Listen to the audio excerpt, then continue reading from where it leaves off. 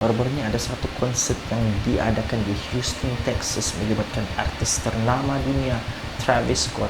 Tapi malangnya acara tersebut telah mengorbankan 8 orang nyawa dan lebih daripada 300 dikejarkan ke hospital. Lagi menarik, bertebaran teori-teori mengatakan dia melibatkan pemujaan syaitan, guys. Apa yang berlaku sebenarnya?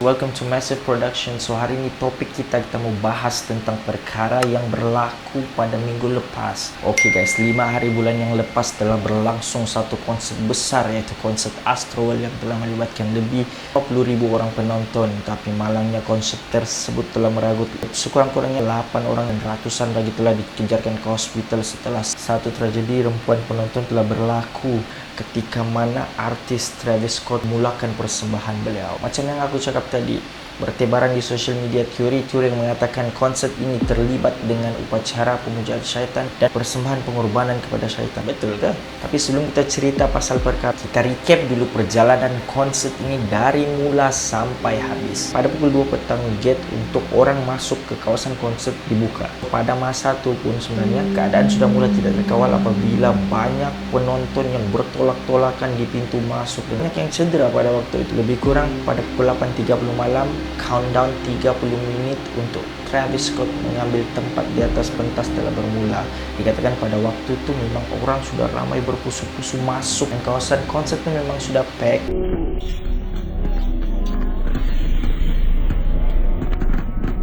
Tepat pukul 9 malam, Travis Scott pun keluar untuk berpersembahan. Yang kita tahu bila mana persembahan bermula, semua orang excited, tapi cuma 12 menit persembahan berlangsung. Pada 9:12 menit sudah mula kedengaran jeritan orang meminta tolong.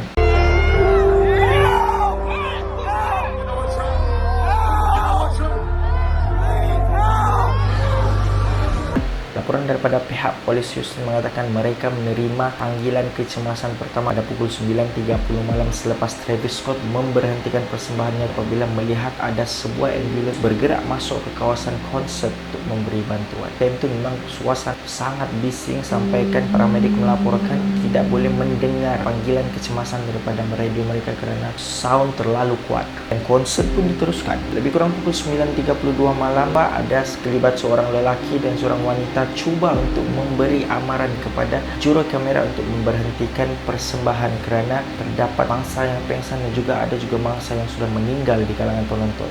Walau bagaimanapun tidak diendahkan, konsert diteruskan.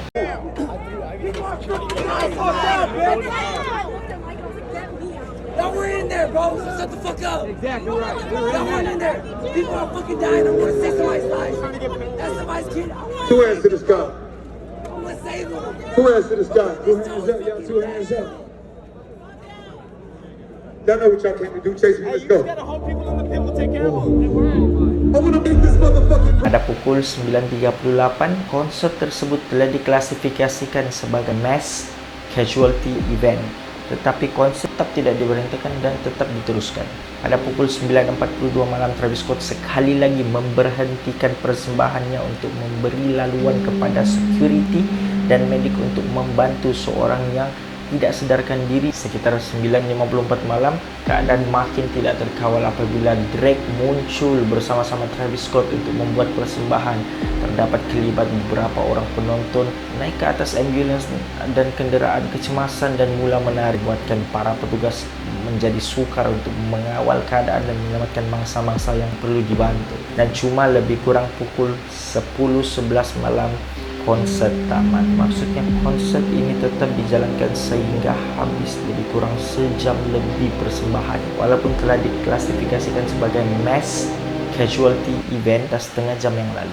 Jadi berbalik kepada persoalan yang bermain di fikiran kita. Ada kejadian ini adalah satu kebetulan ataupun sengaja dirancang seperti mana yang dikatakan di sosial media. Terdapat beberapa teori yang mengatakan bahawa perkara ini adalah perkara yang dirancang untuk memberikan persembahan pengorbanan nyawa kepada syaitan. Ini disebabkan kerana beberapa perkara dilihat seakan-akan memberikan message yang tersirat kepada para penonton dan juga para pengunjung yang hadir. Antara benda yang diperhatikan adalah konsep api yang digunakan di atas pentas sebagai simbolik bahawa keadaan konsert itu seperti berada di dalam neraka.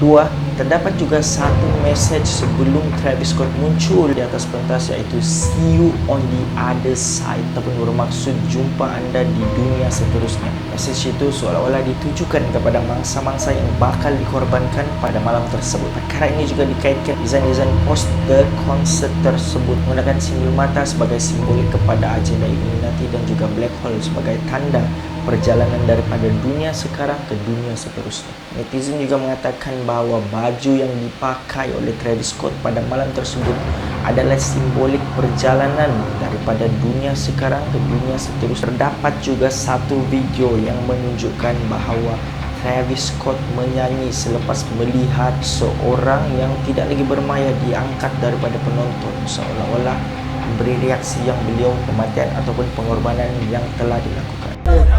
Dan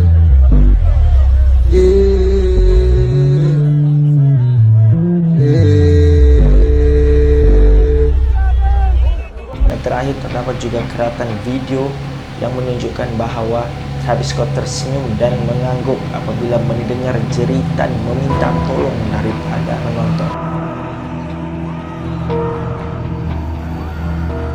So, bagi aku personalismenya benarnya kelemahan daripada pihak penganjur, di mana pihak penganjur gagal untuk mengawal keadaan dan menyebabkan sekurang-kurangnya 8 nyawa telah melayang dan ratusan lagi orang telah tercedera dalam event pada malam tersebut. Apa pendapat kamu tentang perkara ini? Sama ada dia adalah benda yang dirancang ataupun tidak? Kamu boleh tulis di ruangan komen di bawah. Oke guys, itu saja video pada hari ini. So, aku harap kamu semua suka pada video ini. Siapa yang suka pada video ini boleh tekan butang like. Sekiranya ada cadangan, idea ataupun komen, boleh juga tinggalkan di ruangan komen. Tekan butang subscribe sebagai tanda sokongan. So, sampai kita berjumpa lagi di video akan datang. Assalamualaikum.